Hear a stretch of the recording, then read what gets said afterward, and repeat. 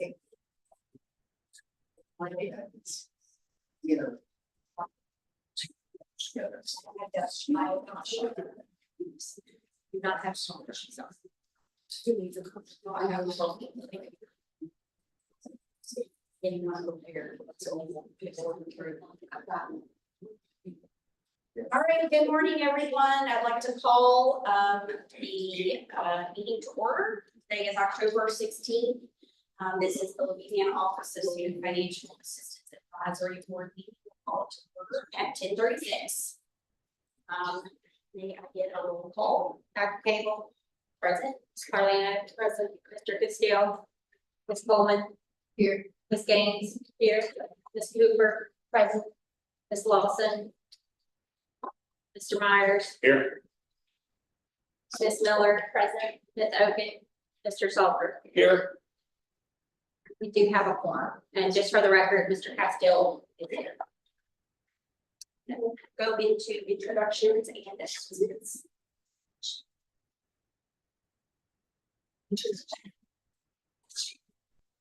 So we have one announcement today. Ms. Terry Underwood, after 20 years of service, is retired. And we would like to congratulate her. In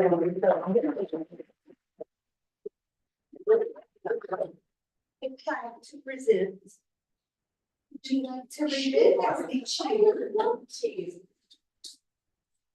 All right, so the Louisiana Office of Student Financial Assistance hereby commends Terry Underwood, Director of START Programs, for 20 years of service dedicated to Louisiana citizens toward promoting, preparing for, and providing college access assistance through LOSFA 529.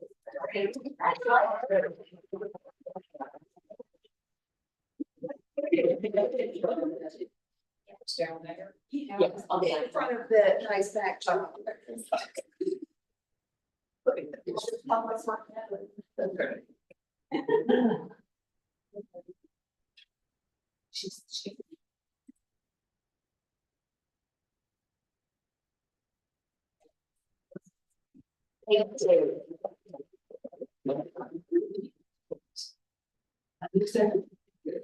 And I would like to have an introduction. Today is Happy Financial Aid Day. So for today, we honor the incredible support that financial aid provides to millions of students pursuing their educational dreams. Whether through scholarship grants or loans, or financial aid opens doors to higher education and helps bridge the gap for students from all walks of life. A huge shout out to all financial aid administrators and professionals who work tirelessly to guide students through the process, ensuring opportunities for learning and growth are accessible to everyone. This year has been really tough for the financial aid community, and I hope that 25-26 is a little less stressful for everyone. And the fact that we have stayed committed to students and we've kept students as our star for the work that we do, I think it's very commendable, even though we're here. So here's to breaking down barriers and building brighter futures for the students that we serve. So happy Financial Aid Day. Any other announcements? I would just like to make a comment. Those kinds of things that Louisiana and you all do so well, when it comes time, if there ever comes time for budget cuts, those are the kinds of things that legislators need to hear. What colleges have done to step in, to work with our students who get financial aid, because it would just really be dismal, because we know where we are in the poverty rate. We're 40 out of 50. That's key, and I don't think legislators appreciate that. They tend to think it happens magically. But they'll get a lot of calls from their constituents as soon as something doesn't go right. So I think legislators have probably learned a whole lot about financial aid than they ever cared to know this year. Yes, yes, definitely. It's not like yeah, you know, that's there's right. a lot other stuff that happens. So Yes. Thank you. thank you. All right, now we have approval of the minutes. You should have received those.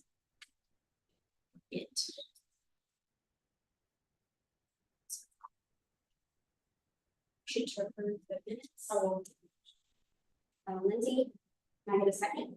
I'll second. Brad seconds, all in favor say aye. Any nays?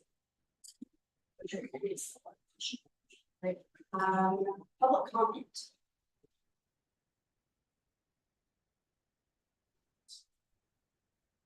Ryan, did we receive any public comment? No, I have not received any comments. Now we'll move into program updates.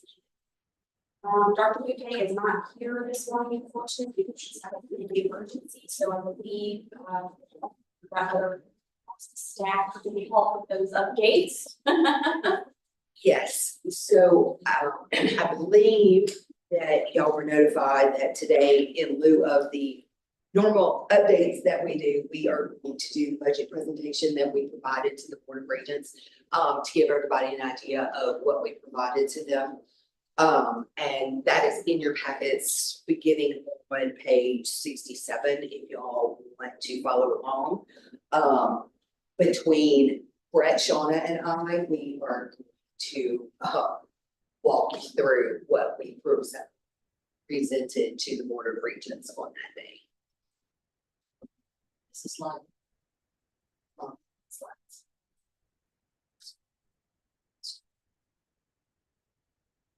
And we have a video for y'all.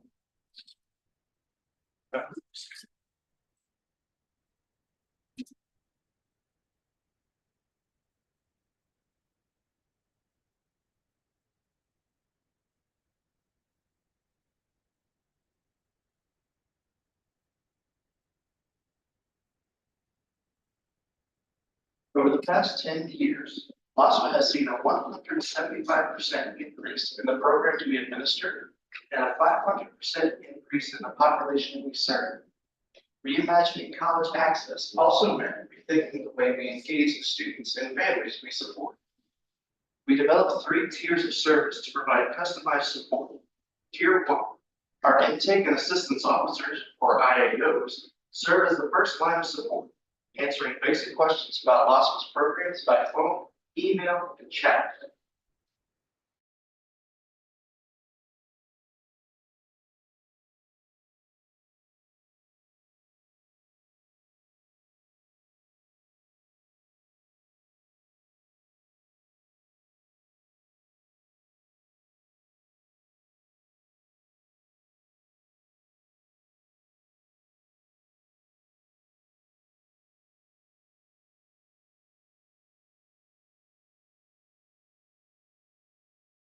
So students who need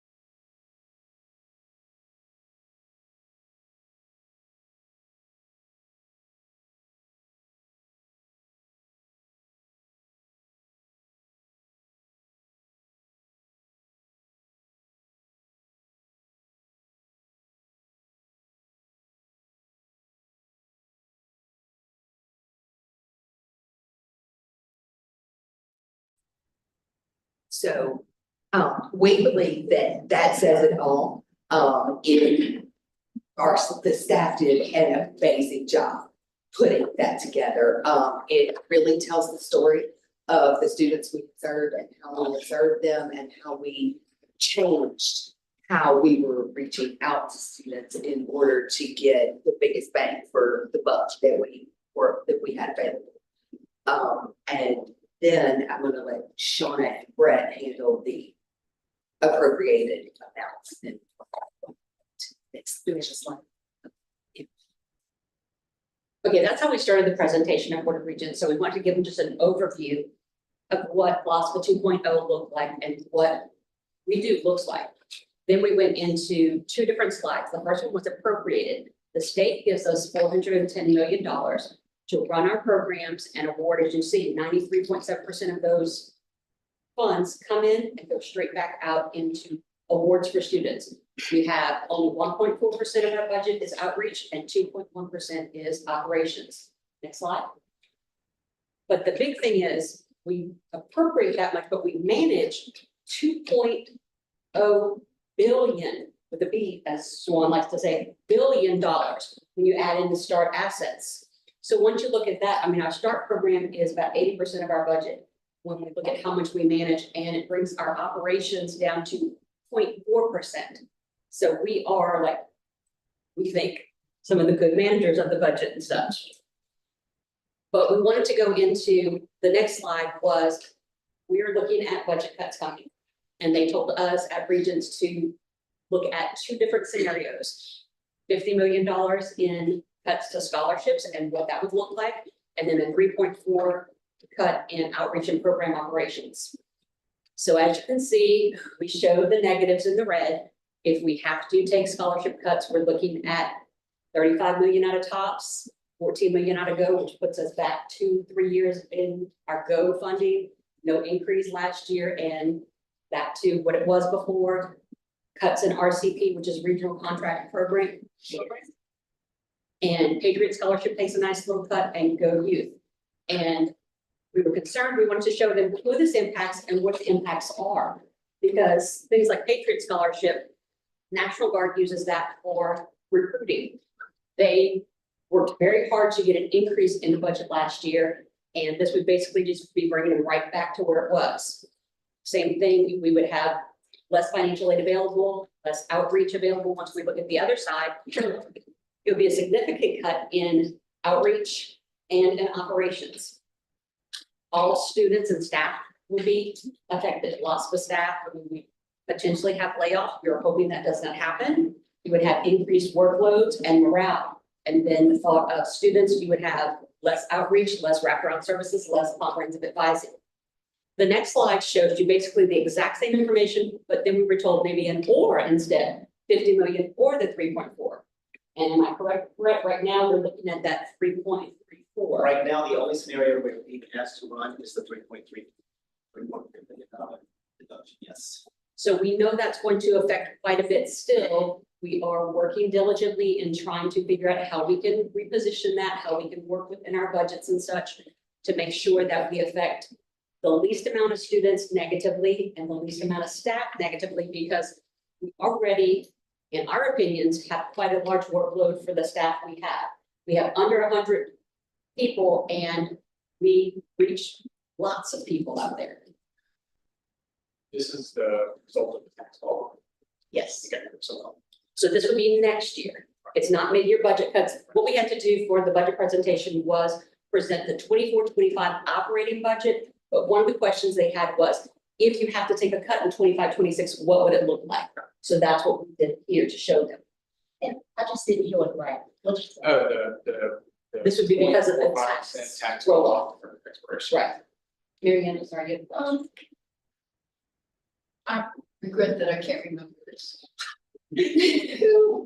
Okay, so this is, am I correct in assuming that what you're saying up here is they said, here's what you look at, and then LOSFA said, here's the best way to take those cuts.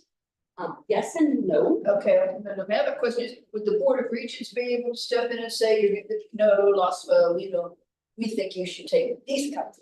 The Board of Regents told us 50 million in scholarships or 3.4 in outreach and program operations. So then they're telling us 3.3 in program operations and outreach. We have to figure out how to make that work. So we just did a percentage cut of them. And the Board of Regents has the final say on the budget for LOSFA. Yes, it will. The legislature approves the money, Regent spreads our budget, so we're supposed to get what the legislature says we get. But Regents actually spreads our budget in the end, so it might not be that way. I mean, that's the best way I can answer it, unfortunately. The legislature tells us how much, But, but they actually spread the fine, right? Right? That's like, and your recommendations, Board of Regents could change your recommendations. They have that authority. They could. They could. I actually met with deputies this morning and I don't think that's the plan. But it's basically a straight percentage. Our 24% reduction in operations is exactly what they're being asked to do in what city. So at least we're not being asked to carry forward than your share, but in all honesty, $3.3 million cut to our administrative expenses. So that's not something that we need at all. No, my concern is this. Don't mean any disrespect to former Speaker of the House. I don't understand what they're doing No. either. We have seen times where expertise and professionals come in and make recommendations and someone else sticks the finger in and says, no, I want the cut here, or I don't want the cut here. And that's truly my concern is, and when you talk about plans, you don't even, the House and the Senate, the governor are trying to figure out what they're gonna do and how they're gonna do it and where they're gonna get the votes to do it. Right, and one of the things that we've looked at, and it's not on this slide because we've done some other presentations and we actually are in front of House Ed tomorrow and with House Appropriations last Friday.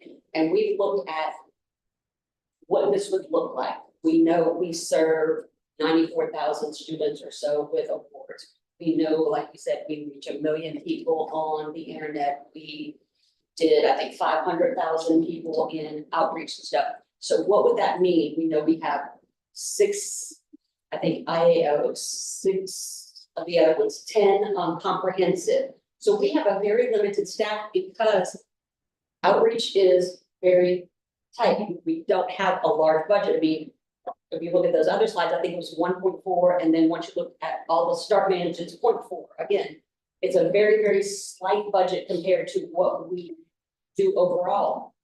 Bigger concern, or as big of a concern, is the administration or operation part. We worked very hard in the last couple of years to get the state to understand the loan program went away, the federal money went away. The state has to pay for state programs, state has to pay for operational TOPS, because we get, what is it, 298, 287 Yeah. in TOPS money. None of that goes to administration, that's all awards. We get 70 million in GO, none of that goes to administration, that's all awards. So they were not paying for the operation of state programs. And we worked very hard to get the budget where the state is actually paying for state program operation, because we have very few federal programs. I think we have JR Justice still, which is minimal, and Chafee, which is a federal funding source, but I think we get an IAT. So it's very minimal what we do federally. The majority of our work is state work. And for years, LOSFA was paying for that with our proceeds from the loan program. That no longer exists. We gave up the loan program because it wasn't profitable anymore. So we had to now look, we do have a slight fund balance that we are hoping to mitigate some of these cuts with. But once that fund balance goes away, there's no putting more money in it. There's no fund source to give us additional money. So we can mitigate some of the cuts, but we can't absorb it indefinitely. I mean, it goes away and then we are in a real pickle. We have about 2.5 years of fund balance to carry this. It's not very long. I just get concerned when, as they say, other people go to meddling. Yes. Well, and we would love the legislature to come in and meddle and say, no, don't give any cuts to them. But we don't want them to come in and meddle and say, no, take all the cuts. I mean, you know, we want them to meddle and the good for us. And this seems pretty new era for the legislature trying to get its tax package, you know, something that people want to go down or go down. Now, I will say, last Friday at appropriations, the question was asked by a member of the committee. When it comes time to cut, you will consider the fact that some of these entities do not have the ability to raise tuition or to raise fees in order to cover cuts, which, you know, given what we do not want anybody to have to raise tuition or fees, because all that does is make it more difficult for students to be able to go to school and pay for school. So. A lot of the demographic flip or the long flip that's coming up and kind of segregation and the kind of enrollment that hasn't even played itself out yet, like. Exactly. But there were some budget issues put into effect last year. One of the bills was to allow differential tuition for higher cost programs. And I don't think that kicks in until like maybe next spring or maybe next fall or I something. think it's spring. So there are some mechanisms that universities and schools could possibly make up some money, but that 24.4 is like kind of an across the board. It was to the system offices got that 24.4, Board of Regents, LOSFA, LOSFA. Even though LOSFA, LOSFA, Board of Regents, and Pennington and the Ag Centers, I guess, really don't have students where we could make up that money. But the question came up, it was answered that, yes, we look into that. We still got the 20.4, so I don't know how much that makes a difference.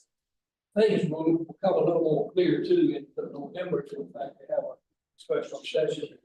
In terms of tax, I think the governor needs to initially propose that they review that, of course, you gotta get the votes, but who knows what's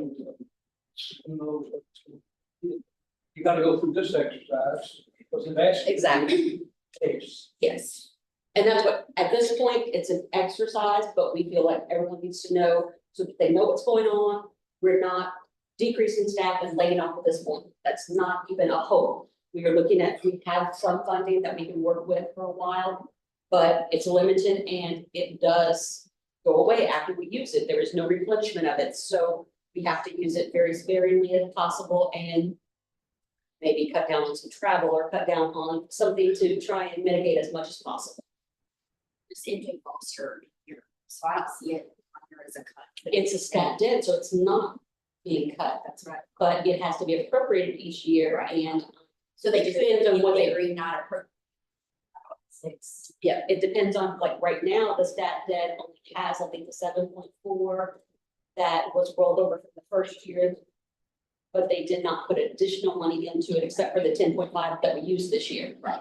And then if they put more next year, then they would appropriate that, but they could just not let us use that 7, whatever sitting there, not appropriate more or not fund it more, and then just use that 7.4, and that would be a $10 million less they have to come up with. Hopefully that's not the case, but we don't know until we get It's it. 7.4 that's remaining, we're trying to use now for the shortfalls that We would hope to, Right. but they have to recognize it December 1st. Then it would have to go to, with the BA7 to JLCB to approve it. Then we could possibly get the money February, March, depending. So there's no guarantee. They could just say, okay, we recognize it, but you can't use it. And it just, it's their prerogative as the legislature, they appropriate. Yes. There may be a mechanism to get the money sooner if we if the funding is recognized in December. Apparently, it is allowed for us to start the PA7 process before the funding is approved and have it in the works so that we can get on the next JLCB docket, which could conceivably be in December. So just putting it out there, That's good to know. as I get information, just sharing it, I just know So yes, that is the plan, is that we are gonna start the BA7 process, before the funding is even recognized. Do you have any enrollment trend data from the last time that TOPS was cut? In the mid-20s, so, 16, 17, you talking about? yeah, whenever, yeah. When was the last time it was cut? 16, 17, correct. And We had so the program in 16, 30% 17. reduction, and I was curious about how that rippled into enrollments for a lot of institutions, or and how that might help with this. That's further on in the presentation when we talk about the projection model and stuff. I don't have those specifics in the presentation, but if you need them, I can give them to you and stuff. But it did make a difference. Right, and that was kind of my thought, is that, with the projections, obviously, we have to account for the enrollment issue that we already know is coming up by Halloween.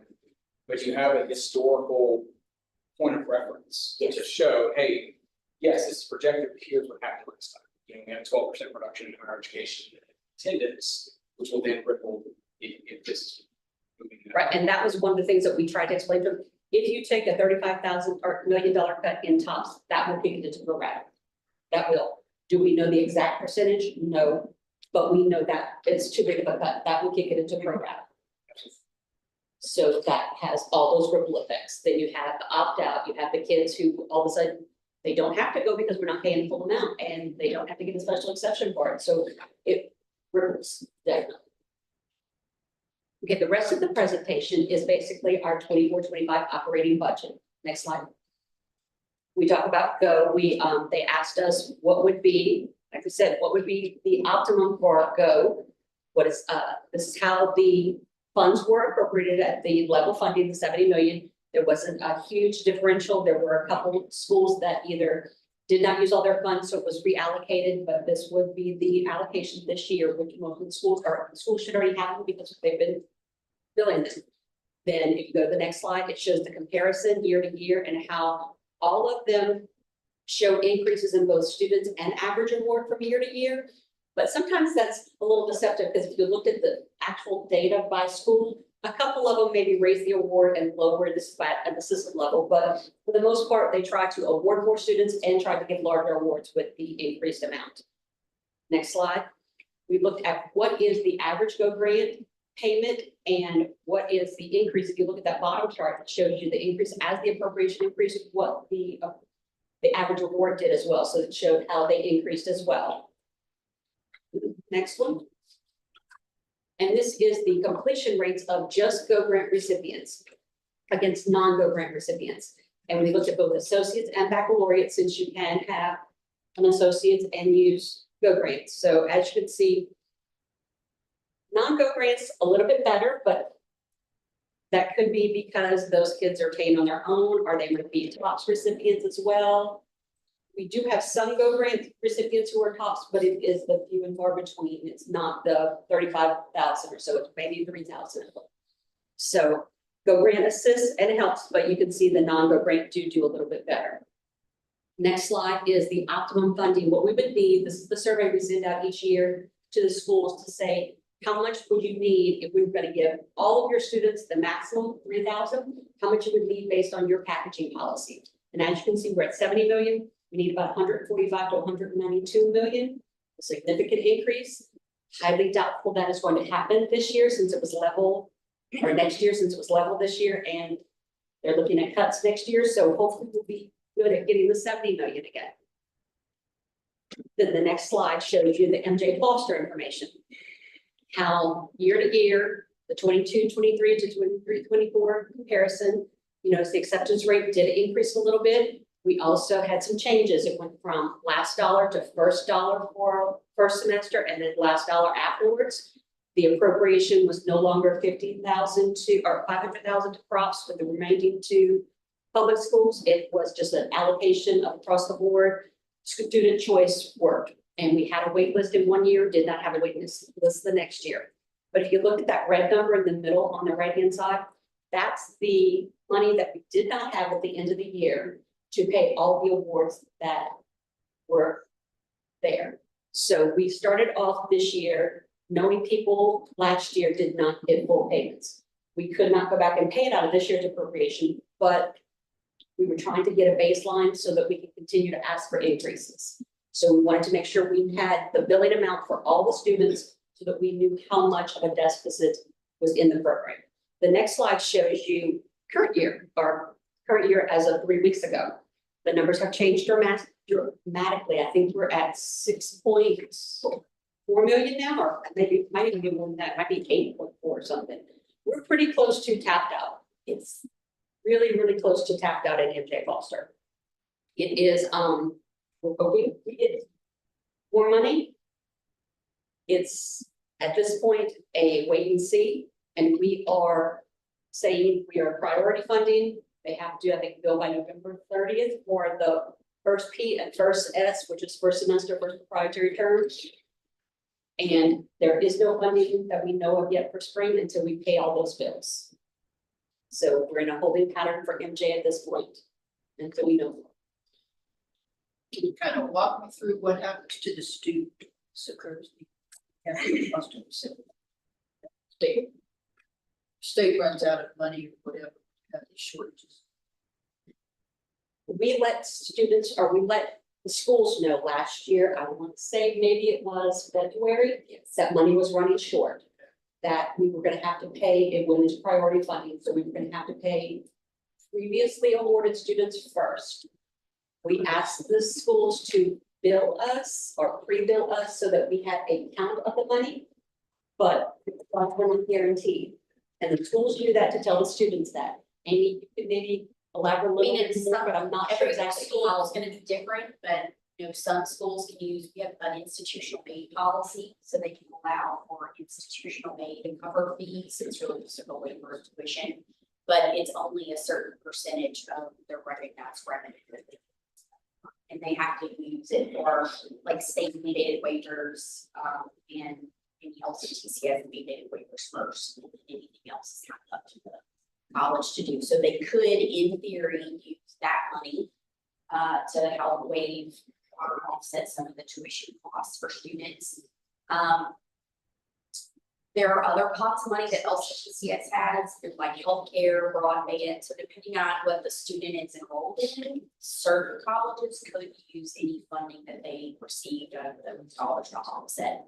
But otherwise, it's the student, it's not guaranteed money. And so the student would then drop out. In theory, the Sit out, drop out, pay on their or own. they're gonna put a balance to the college, so they can continue with the balance. Student loan, I mean, there's lots of other options they could do. There So are. kind of like tops for, if we put the tops out there and they don't get it for some reason, like they can still continue to go to school, we're just gonna hold their time at the very end. So we can work the same way with the Foster. And there is a mechanism that should that happen and the students stop out or something, they can request an exception, and if there are sufficient reasons to grant one, they could get one. It would be based on the committee and what is in the law allowing us to do that. But you would see those, and that's once you do It see seems each to year. me, if there isn't state money coming in and the students enrolled in MJ Foster, then the question might be, then how does MJ Foster control the rules of which no money? If the students pay his or her own money, to be in the MJ Foster program, do we really have to adhere to all of those categories? I don't know, I'm just concerned that these students who are in the MJ Foster just really don't have as much even freedom and ability as. Well, and if they're doing non-credit, they have no other means to pay. They have a Pell Grant, they have a loan, they have, so like if you're on a credit program, if you don't get MJ Foster, you can in theory get a loan. The loans are not counted towards their eligibility for MJ Foster for any semester. But if I'm on the non-credit side and I'm in a CDL program, that's $5,500, and I don't get $5,500 from the state, that's going to impact the student in college, because now depending on where the student is in their curriculum, the college has taught that student for 3 months for free, essentially. So that's why I know for us, we've been saying to our colleges, like, you've got to bill as quickly as possible, as soon as possible, so that we can kind of navigate the funding.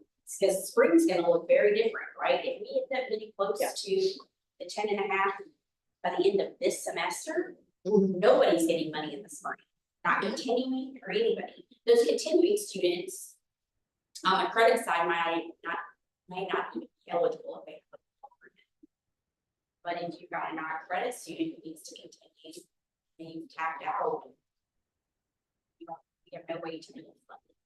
So I think that's it's the pro and the con of the program, right? It works really well, I think, but it's when you run out of money, if that's the issue, is now how do you, it tells the story of how we need more money. Doesn't help us, we don't have any though, to give us more. Yes. Yeah, as of Monday, we're at 6.8 million of the money spent. And you have to think, criteria starts in class every Monday, or could start a new class every Monday, right? So new people are constantly being billed on proprietary. For non-credit, you could have a class that starts every few weeks. And then for credit, we have second starts that are starting in the next month. So and we can bill for all of those people, assuming they don't bill. Not enough money. Yeah, and it's a lot, it seems to me it's just a lot, it operates much differently than those tops. Yes. The funding things, and it's a lot more complicated to understand. Yes. And I think too, it's one huge pot of money that everybody's competing against. And so everybody's kind of like trying to make a mad dash to get the billing in. And some schools are kind of billing more money than others, and that's just kind of the way that it goes. But I think that's a little bit of a challenge too, because let's say allocation. Not bringing it up, but if you had an allocation model, then those smaller schools that may not have as many eligible recipients, you could have a smaller pot, and if they don't use it, that money can be allocated to other institutions who need it. And I think we can control spending a little better potentially, but we're not at that place yet. I think we'll get there, but and those are the nuances around this program. Yeah, because the law does provide that we should do an allocation model. But as you know, the program has been different every year that it has been in existence. This year, you went from being eligible at age 21 to being eligible at age 20. And we already have numbers on how many of those have been funded. Next year it'll be 19, then 18, 17. So until we get at least 2 or 3 years of the program being stable without any of those major changes to it, we can't really do an allocation model that's going to be fair to everybody. So How many additional students were added that were 20? You have that number? Yes, Perhaps you know.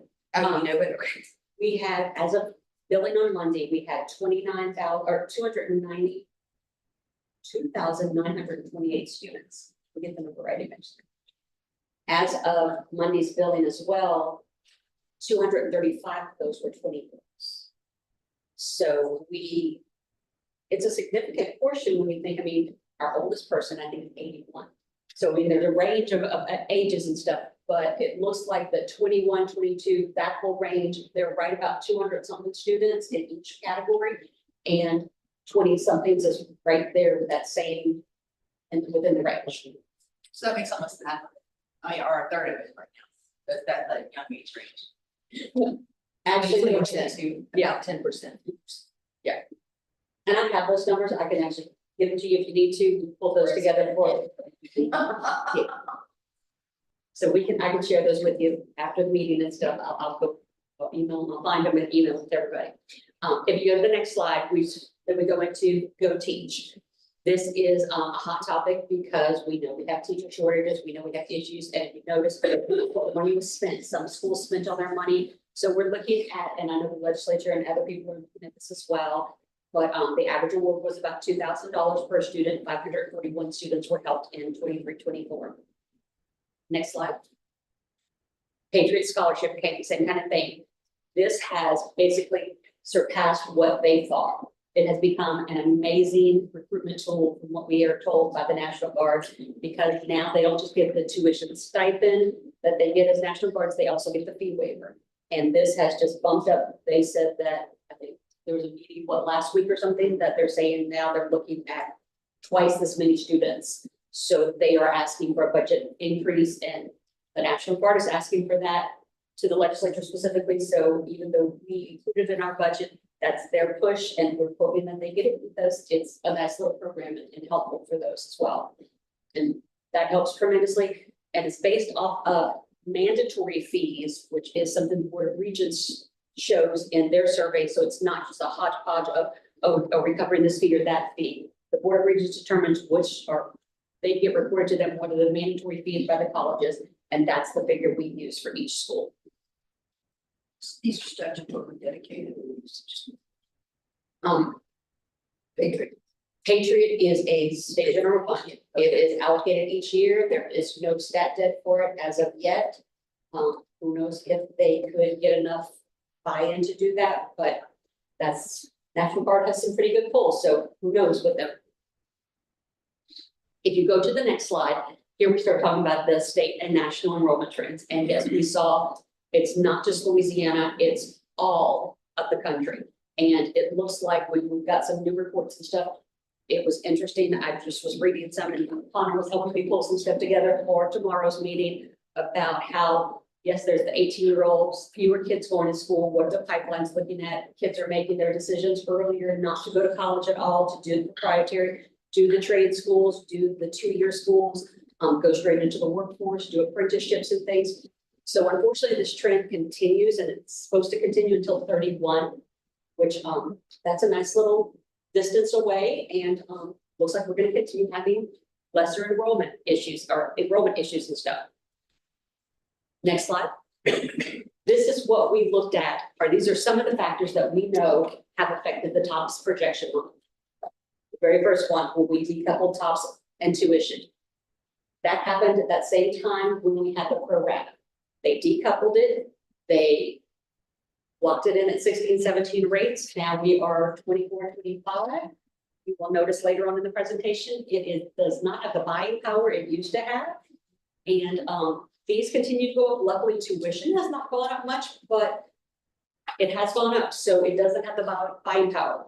We also have smaller entering classes for TOPS and larger exiting classes. Meaning a couple years ago, we had large TOPS recipients or large amounts of students coming in. Those kids are leaving now and smaller classes are coming in. So that affects your model. COVID impacted, not just K-12, it impacted all those kids graduating during that time, whether or not they were going to go to college, whether or not they sat out and waited or whatever. Hurricanes, we had quite a few that impacted our area, and actually we noticed that these dates are a little wrong. It's 2021 was Laura Delta Zeta, and 21-22 was the Ida kids. So those kids are still being impacted.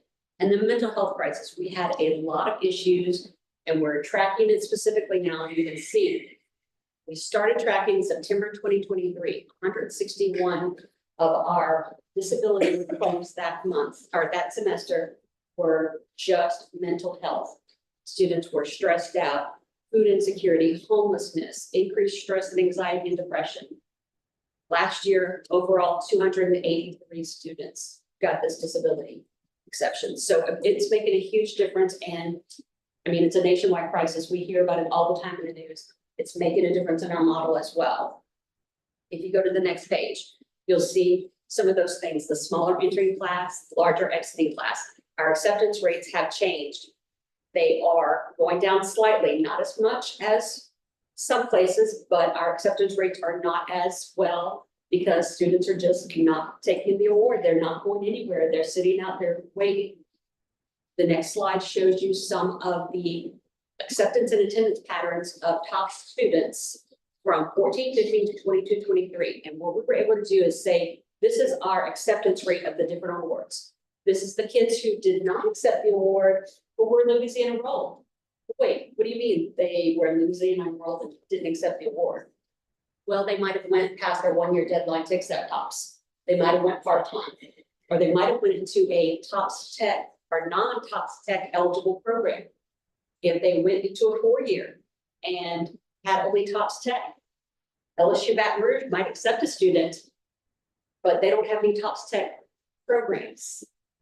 Southeastern, I think, has one or two. Nichols, I think, has one or two maybe. So if they go to a 4-year program and they only have tech, they might not have the option to use it. You have a large percentage of those students, especially in the tech, that's where you see that.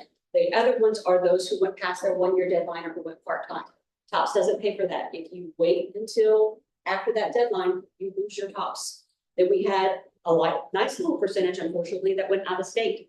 Honors is the biggest percentage, if you notice that, because those are the kids who have those high ACTs. They're getting recruited. They go where they need to go. Then unfortunately, we have a huge number, especially for TOPS Tech, that we don't know. We don't know where the kids are. They don't show up in any enrollment records. They don't show up in Board of Regents, in our files, in the National Student Clearinghouse files. So we don't know where they went or if they went or if they did anything. They might get an apprenticeship. They might go straight to the job. They might be in the military. Right. So that's one of the things we're looking into for further research, but we don't have that yet. Yeah, I'm gonna say, I remember 2 weeks ago or something, talking about partnering with the workforce commission to try and identify those volunteers. That was my question, or along that line. Yeah. We have some partnerships with the workforce, but they're very specific, like MJ Foster, we can get data for those. Right now, we don't have, or we can send them TOPS Tech eligible students or TOPS eligible students for them to tell us specifically. We're working with that, but some of it is privacy issues and stuff, and they just either can't or won't share data. What about the, I remember having this discussion a few weeks back about. You saw these, Brad said there's one, like, what's the movement towards potentially having more programs at the 4 universities that would accept TOPS Tech? Like, is that in motion, or is that a conversation, or where does that conversation take place? Board of Regents and the Workforce Investment Council make determinations as to what programs are going to be eligible for TOPS Tech and where those programs are available. What, like, if they're already available on a college campus, but they're not being, like, how do they get approved at that point? Is that the same? Yes, Okay. they Because have I to remember you recruit. talking about. Yeah, so say, for example, college wants an associate of arts approved for TOPS Tech because it's a highway child and man child. Right, that's what we is in, then that committee would come together and review that request, and workforce commission would have that committee. Usually you bring in like evidence, like this is why you should approve this program, and then the committee agrees. Then once that committee agrees, then it has to go to the larger workforce commission board meeting, and then it has to be approved at that level. And by the Board of Regents. And then once they're approved in both of those entities, then it gets put on a master list.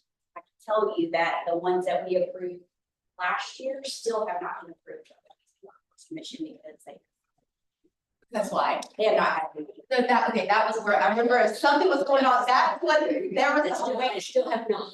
Because I'm just thinking, like, if it's approved, like, I'm gonna use this, if nursing is approved at this 4 university and it's not approved at this 4 university, like, it's the same, like, in my mind, again, I don't work So that for, way. I could say for LCTCS, like any program that is offered at one of our LCTCS programs, it's approved for all LCTCS programs. It's different. If it's offered and approved at an LCTCS school, it's available at any LCTCS school where it is taught. The same does not hold true for 4 years. It's like, for example, there are only 3 4-year schools with the ASN. And we know that that is high wage, high demand. But it's only 3 4-year schools at which that is approved for TOPS Tech. But that has to go through the committee, Yes. and then they have to meet on that. Yes. And they have not had a meeting. It starts with the large committee first, and that's made up of a whole bunch of people. Board of Regents, LOSFA, LCTCS, Louisiana Workforce Commission. It is approved at that group. The work group does it. I'm just thinking, And then it has to be approved by Board of Regents and the Workforce Commissions, separate meetings. so many of issues that I'm seeing with the current times, it's like, transportation issue. And like the accessibility, if the university that offers it is closer to me, but yet the one that is approved is further away and I cannot afford to go to this one. Why, like, where's the red tape? Because it seems like a simple solution. Again, I work on a high school campus, so this is not what I work in every day.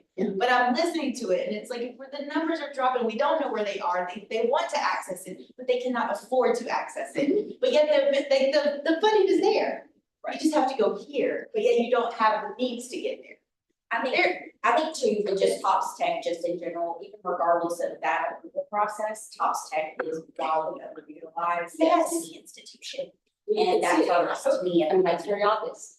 And last year, at the legislative session, there was actually an amendment floated to one of the bills that would have allowed Tops Tech to be a 2-year program.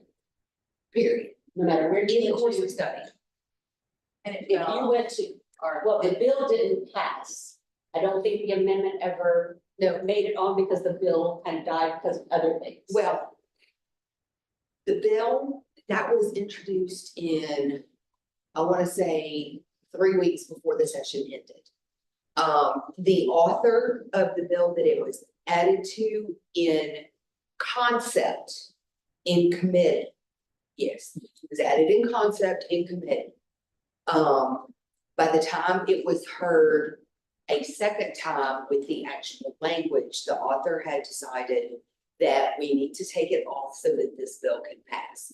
Because once that amendment got added, there was a fiscal note, a rather large fiscal note. So they took it off so the rest of the bill would pass. And that is the bill that had the age differential for MJ Foster.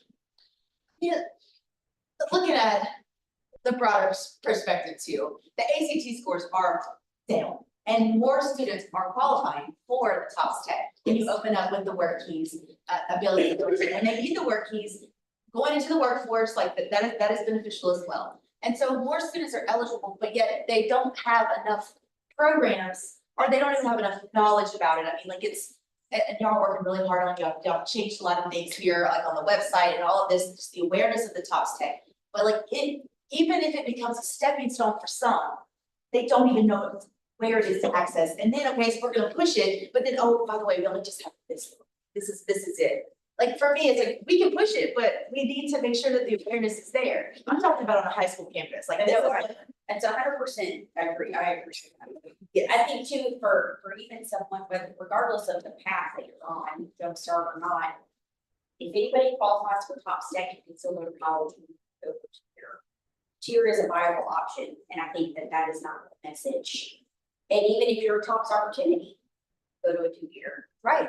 And I think it's got to be done at that high school. And we're trying to say that there's so many changes that are happening, there's so much knowledge that we don't have because there's a bit of a breakdown in communication between, the high schools and the secondary. I mean, like I see where, I just changed high schools. So I'm now having to start over and, talk all over again. It's like, oh, I didn't know that. Like, I didn't know I could go to a 2-year and then transfer to a 4-year. I didn't know that this was a possibility because they don't know what they don't know. And so, I just left the counseling conference. That's why I was late. I just left Lake Charles. This is already fresh. Like, I'm listening. I'm in all of these sessions and it's a session that's not just focused on school counselors. It's on a lot of other issues and coming together. Like, I had a conversation with somebody at Southern University and I think she's doing great work where she is, but people don't know what's happening here because she's doing the work. And it's like, I see how it all comes together because a lot of their students are it's the counseling part. They're talking about the obstacles that they have and it's like the financial part of it and the burden that's on this and I'm like, this all ties together for what we're doing here. They're not gonna make it if they don't address the mental health part, which is happening because of the financial part, but the financial part is happening because they don't even know the options that they have. And so I think as I'm listening, I see so many students that are eligible for Tops Tech. But I don't have enough information and knowledge on, here's the best way to advise you, when I know that there's changes that are pending, meetings that are pending. So I don't know how yet. I think just in general, Tops Tech, any associate of applied science is eligible. Yeah. Any associate of applied science is eligible. any technical diploma, automatically eligible. Any certificate, automatically eligible. It's the Associate of Arts and or Sciences that have to be approved. There is a master list of those that you can find on LOSFA's website of those approved programs. And it's pretty extensive. And then that, I think you use those two pieces of information, that's gonna drive, that's how you can start driving. There are just onesie twosies that come up every year potentially that need that approval. And honestly, you don't meet unless there's like a need to meet, like unless I hear something from a college that says, hey, we wanna do this new program, how do we get it eligible for talks? Well, then that's when I go, Lisa at Fort Richard, we need to meet on X, Y, Z. But in general, everything is, there's a lot of programs that are already approved, no additional process at all. So Southeastern actually has industrial technology in the AAS degree. That's the only one that I know about, but it's like, there's got to be more. There's a Yeah. Yeah. That's the only one at Southeastern. So Now now, we can get the list and send it out to the groups. yeah. I've seen the what's paid, like the PDF on there. That's what I go by. But I'm looking at it and I'm like, well, if it's here, why is it not here? You That's know? the only programs that are allowed. Yeah. The only active. And as a school counselor, I'm just not satisfied with that number. I'm just being honest. Now, I mean, you could always work with someone who attends that meeting. I mean, We can ask that question to the committee to say, if a program is offered at Southeastern, can it also not be approved at another college that also offers the program? And that way, there is no additional process. Because originally for LCTCSs, they were piecemeal as well. Yes, and that's, Two years it ago, was y'all also changed for it. us too. And when we came in, we said, we need this to be approved for all LCTCS colleges because we share programs, we share faculty. That, so the next time we meet. Ask that question. because, yeah, I mean, I had a concept of it, but it's getting a little bit clearer now. And you look at the programs that are for your colleges, the funding is different because if it's, the school also has, a graduate program, one graduate program, and then they pay the lower amount, but there's no undergraduate program there, and Towns Tech student gets the full tuition at that school. It's a little confusing because I want to say there's a I quite a think few I would schools say yes, and a baccalaureate. the baccalaureate, and they get the lower Towns Tech amount, but if they don't have a baccalaureate program, they get the lower. Like a regular student at that school, it's the top opportunity. And an example of that is Okay. the ASN in nursing. Cause like Northwestern, the ASN in nursing, they get the lower amount because they have a baccalaureate program. But if they went to Louisiana Tech, it would get just the opposite. Yes, you know, they always open up a whole. Yeah. Yeah, that's a whole. It's quite confusing there. Okay, next slide. Next slide. And then just going on with tops, this is what we spent last year, the average award, how many students we covered, and it's in general 277 million, 49,000 students. That was last year. Okay, go on next. Then we had the budget, the projection. This has changed since 3 weeks ago. We have what new numbers, Brett, because you sent them to us yesterday. Yeah, 2023-24 is $15 million less, decreased from this amount, and I'm sorry, 24-25, yeah, and 25-26 is almost $20 million decreased. And that's the projection, looking at funding all students.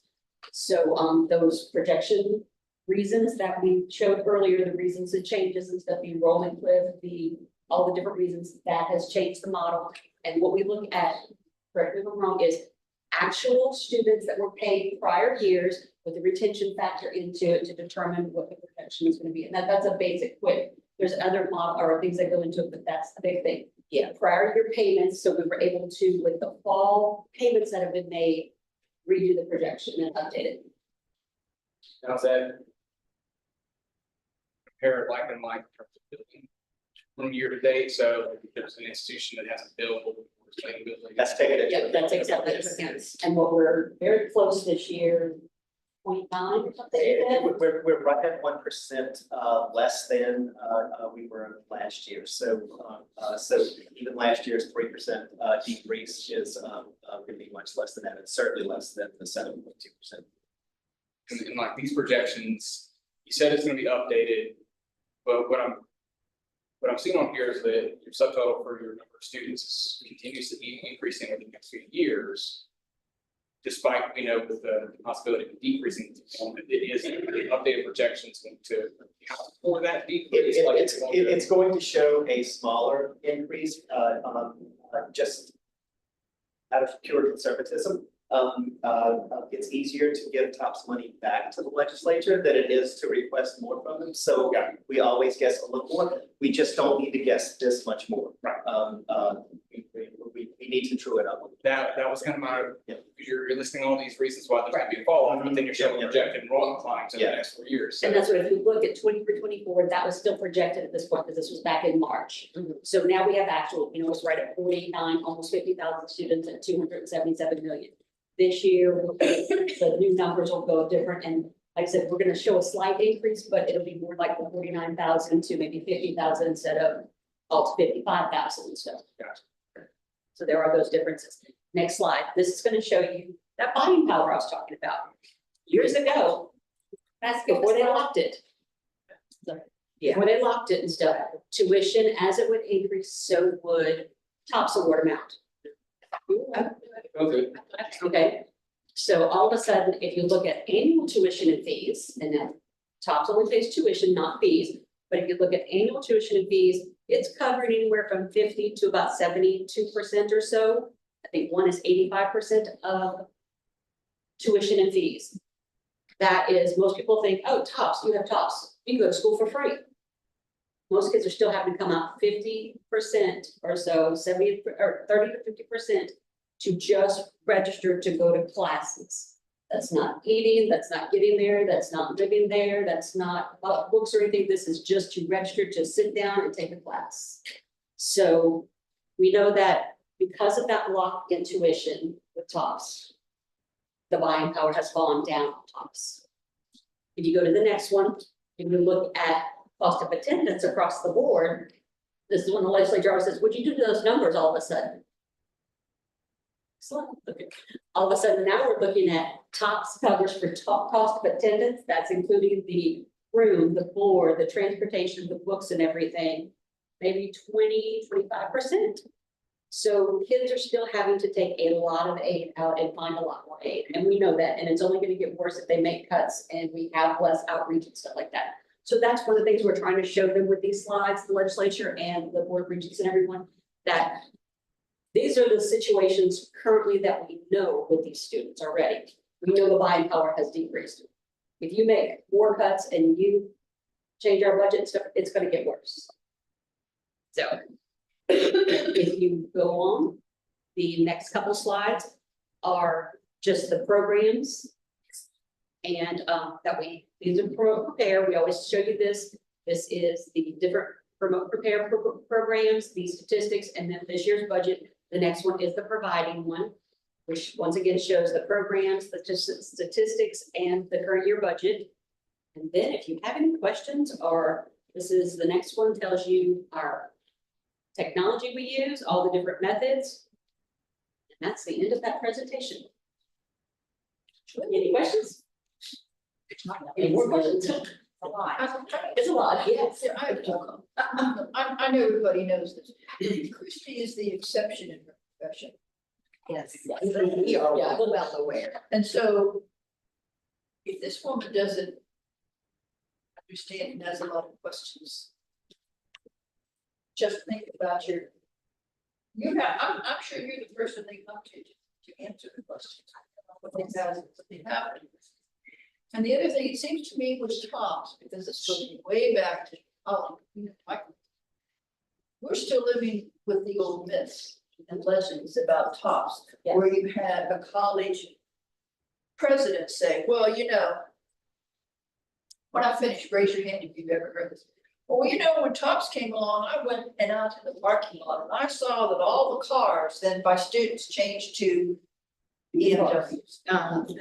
If you've ever heard that, I would guess that people are still living with that, and that is just not true anymore. So we have to get the conversation back to what it really is.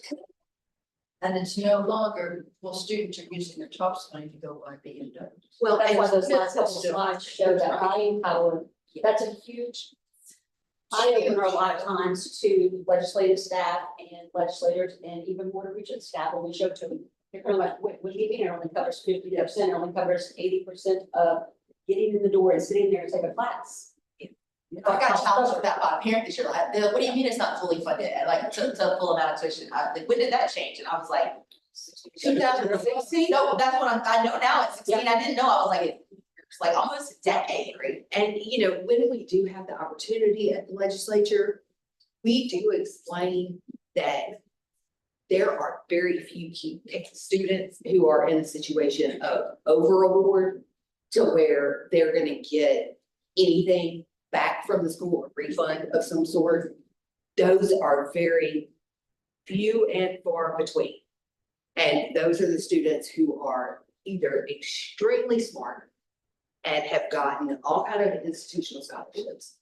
Those who are also needy and or athletes. Or students with some sort of special skill in their particular field that they are studying. And it's just very rare that there are overwards, and we try to explain that. It's very rare that a student is going to get a refund of any kind from the university after all of their tuition, fees, books, all of that are paid.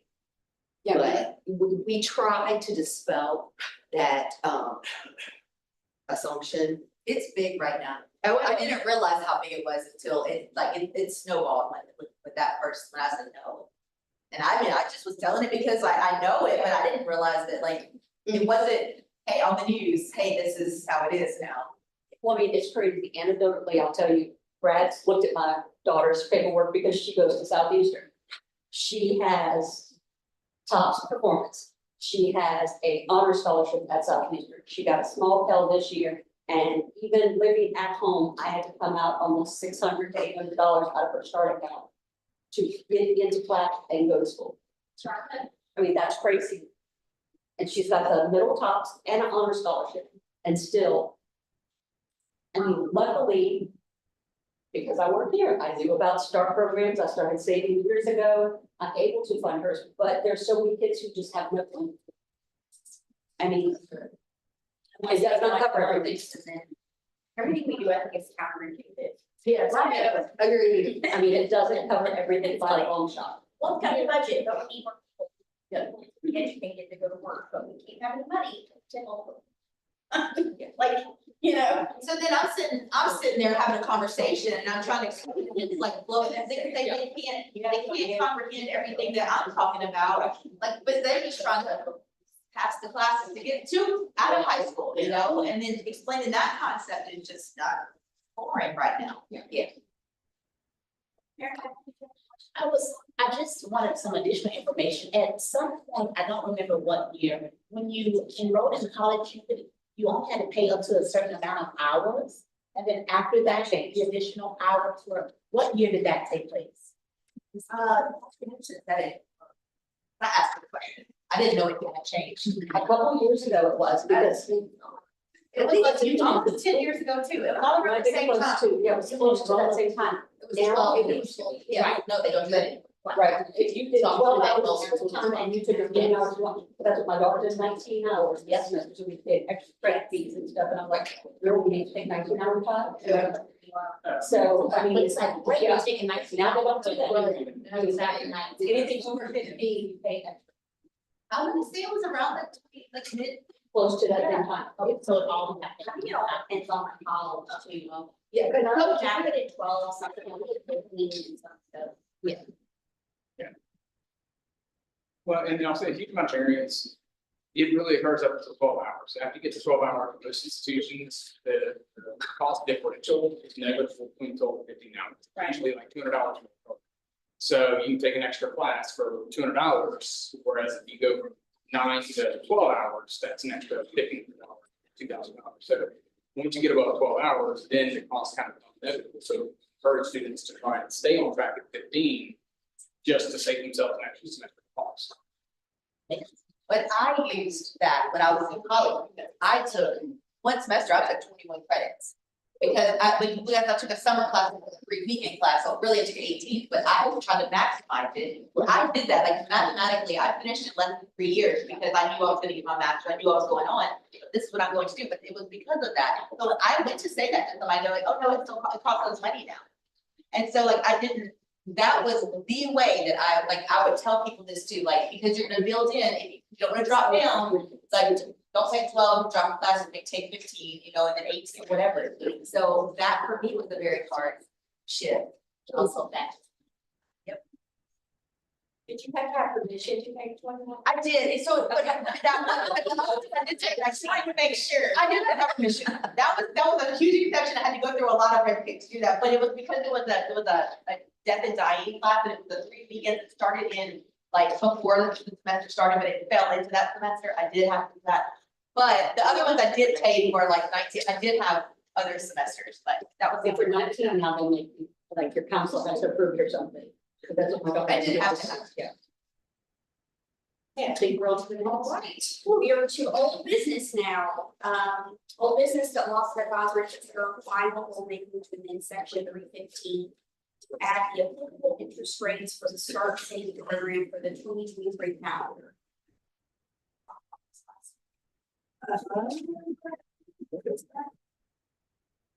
So this is the rulemaking that we are required to do by the start statutes to put the interest rates into the rulemaking. The state treasurer sets those interest rates. We have no control whatsoever over what those interest rates are. It's based upon actual earnings in the prior year, and it's just putting that into rulemaking. The notice of intent is published, and it's time to do the final rule. So this will go to LATA in December. Motion to approve. Brad, second, Mary Chapman. All in favor, say aye. Aye. Any nays? Motion carries. All right, the next is now new business. So the first order of new business is that the advisory board consider the adoption of meeting dates for the period January through June 25th. So the meeting dates are listed there. Ensure that the times of conflict. I did ask and they do not, but that's what I was gonna tell y'all, the only date available that did not conflict for March, we had it on a Thursday because like, I think everybody skips February and wants to be March, so that was the only date available that did not conflict with any other board meeting. So that's why we have Thursday. March, April, and June, kind of like, with session, maybe, sometimes. I'm gonna let y'all know that March date is our ACT testing date, so I probably won't be here, but that's just something I know in advance. Gotcha. Okay, I'll second. Got a first from Mary Ann, a second from Christine. All in favor, say aye. Aye. Nays? Motion carried. Okay, the next.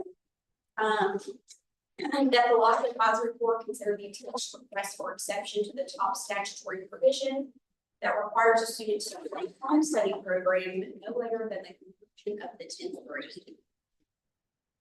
We've had these in the past as well. Yes, we have had home study exceptions in the past. There were 2 this time. One of them was due to mental health concerns. The other one was just a situation that there was either a misunderstanding or someone at the school misunderstood and told the parents wrong, and it ended up in a big debacle that ended up in the student going to study. And a motion to approve those exceptions. Sweet. Second, I'll second.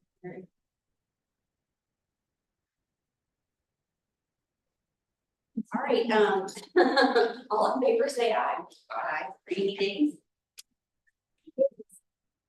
Now to the last one, the advisory board consider the attached request for the exception to the TOPS regulatory provisions that require students to remain continuously enrolled and to earn the annual credit hours required during the academic year, and to the MJ Foster requirement that a student maintain continuous enrollment in school. So there are 14 needs. We'll be happy to answer any questions that anybody has. Just have a question with the MJ Foster, because funding seems to be so confusing. If there's not funding available, then we can't maintain continuous enrollment. We apply. Yes. We have had students apply for exceptions for MJ Foster. In the past, most of them have been due to the circumstances that the objective circumstances. There have been a few that have come to this committee and then to the regents. These are no different. And as you said earlier with the MJ Foster students, the new rules that were just approved last month having to do with financial circumstances will of course apply to MJ Foster. Although I think that in committee, it will be perhaps a little more lax with respect to the circumstances because those students do not have any ability whatsoever to get assistance. Would your committee, the LOSFA committee have the ability then to just approve them, or would they have to come here? Oh, no, they come here. Well, I know, but could we make it, I mean, if the state funding is cut and the student is counting on state funding and there's no state funding for MJ Foster. Okay, so you recall earlier this year, we had a circumstance where the student was not able to start a doctoral program because it was not approved yet at his school. Right. And he had to delay for. What we did in that circumstance was we brought it to you and then we took it to the Board of Regents. And at that time, we requested that they allow us to go ahead and approve any others in that specific circumstance in the future, when we receive them. We could do the same thing in the event that there are circumstances for continuous enrollment for each year. We could absolutely do, yes. Motion to approve the TOPS exceptions. A second. Brad? That is first in the case. All right. All in favor, say aye. Any nays? That's the end of our formal business. Else for the good of the order. Ask for a motion to adjourn. Comment. I got Lindsay and I got Chrissy. All in favor, say aye. Aye. Nays? You're adjourned. Thank you, guys. Thank you. Next meeting. There's been back there, if you ordered, let me know, and I can tell you what you ordered, otherwise, I'll order an extra.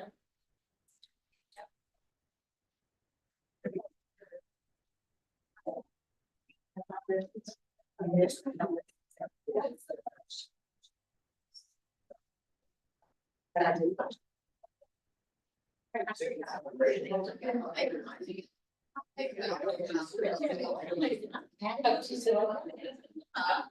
was adding some.